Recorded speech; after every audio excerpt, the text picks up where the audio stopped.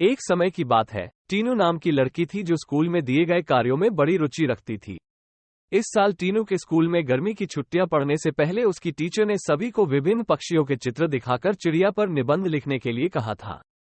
सभी बच्चों को स्कूल खुलते ही निबंध टीचर को दिखाना था। पक्षियों की रंग बिरंगी किताब टीनू को बहुत पसंद थी। जब टीचर ने बताया कि उन पर निबंध लिखना है और सबसे अच्छा लिखने वाले को इनाम में वह किताब मिलेगी, तो टीनू खुश हो गई। टीचर ने सभी पक्षियों से जुड़ी कुछ कहानियां भी बच्चों को सुनाए। उसके बाद स्कूल की गर्मियों की छुट्टियां पड़ गईं। उस बगीचे में गोरैया, दर्जिन, लवा जैसे बहुत से पक्षी आते थे। टीनू बगीचे में आने वाली हर चिड़िया को पहचानने की कोशिश करती और उन्हें गौर देखती रहती। टीनू देखती थी कि हर चिड़िया एक एक घास, पत्ती, पंख आदि को जोड़कर कैसे अपना घोंसला बना रही है। उसके मन में होता था कि चिड़िया को घोंसला बनाने के लिए कितनी मेहनत करनी पड़ती है। टीनू चाहती थी कि वो किसी तरह से उन पक्षियों की मदद करे। एक दिन टीनू ने देखा कि पास के बगीचे में बदमाश लड़कों ने लवा चिड़ियों का घोंसला तोड़ दिया है। टीनू को ये देखकर बहुत दुख हुआ। उसने सोचा कि क्यों न मैं इनके लिए खुद एक दो घोंसले बना दूं। शायद ये इसका इस्तेमाल कर लेंगी। टीनू को लगा कि वो कुछ ही देर में घोंसला बनाकर तैयार कर देगी। लेकिन टीनू पूरा दिन तिनकों और दूसरी चीजों से चिड़िया का घोंसला बुनती रही।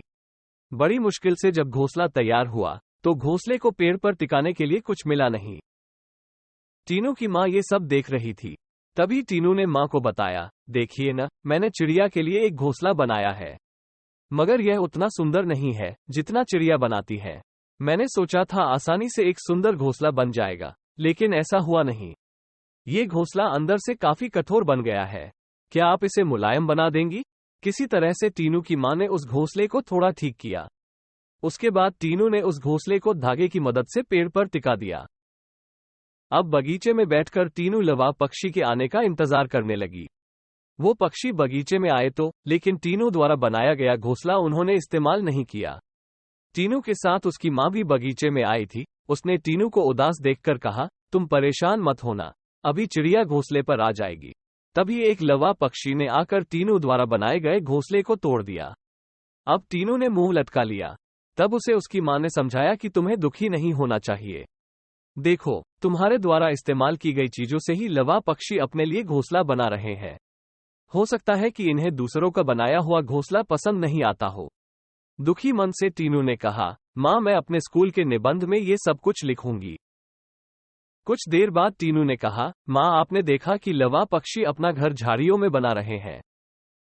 जवाब में टीनू की माँ बोली, हाँ बेटा, मैंने सुना था कि लवा पक्षी अपना घोंसला किसी के घर के रोशनदान या पेड़ पर ही बनाते हैं। आज यह नई बात पता चली है। कुछ और दिनों बाद टीनू ने लवा पक्षियों के बारे में एक और बात जानी कि वो सीधे उड़कर अपने घोंसले में नहीं जाते। घोंसले से कुछ दूर ठहरकर इधर उधर कूदते हुए वो अपने घोंसले तक पहुंचते हैं, ताकि किसी को उनके घोंसले का पता न चले। थोड़े ही दिनों में स्कूल की गर्मियों की छुट्टियां खत्म हो गईं। टीनू ने स्कूल जाकर लवा पक्षी के बारे में लिखा और निबंध प्रतियोगिता जीत ली। इनाम में मनपसंद चिड़ियों वाली किताब मिलने पर टीनू खुश हो गई। प्रतियोगिता जीतने के बाद भी टीनू रोज चिड़ियों की चहचहाहट सुनने के लिए उस बगीचे में जाकर घंटों बैठती है, मानो उसकी चिड़ियों के साथ दोस्ती हो गई हो। कहानी से सीख। चिड़िया के घोंसले की कहानी से यह सीख मिलती है कि छोटी छोटी बात पर मन दुखी नहीं करना चाहिए। साथ ही आसपास की चीजों पर गौर करने से हमें काफी कुछ नया जानने को मिलता है।